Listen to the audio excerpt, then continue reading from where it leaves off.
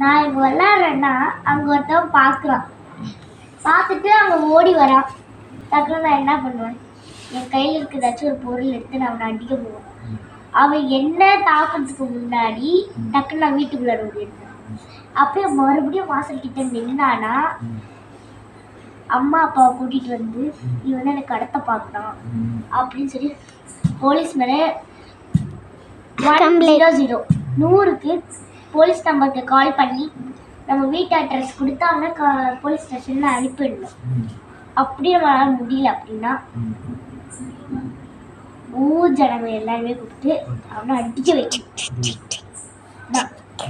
ஒரு 9 வயசு குழந்தை வீட்டுக்கு வெளியே அவன் விளாடுறான். அங்கேருந்து ஒரு கிழவன் தானே, அவனுக்கு அந்த வழி புரியும்ல. அந்த அவனோட கூட இருக்கிற அவனோட ஃப்ரெண்ட்ஸையும் ஒரு பையன் காலேஜ் படிக்கிற வயசுல தான் இருப்பான். அவனுக்கு படிக்கிற வயசுல இந்த மாதிரி பண்ணக்கூடாதுன்னு தானே தோணும். அவன் மறுபடியும் ஒரு சின்ன குழந்தைய பறிவு இருக்கிறான். அது என்னது? தப்பு தானே? தப்பு தானே? அவன் வரான். அந்த பிள்ளைய பார்க்கவும் டக்குனு அந்த பிள்ளை ஓடுது, பின்னாடி ஓடுது. ஏன் தத்தான்னு கேட்கு. பேச்சு அவரே கொடுக்குறாரு. அவரும் அந்த பிள்ளைய பேச்சு கொடுக்குது.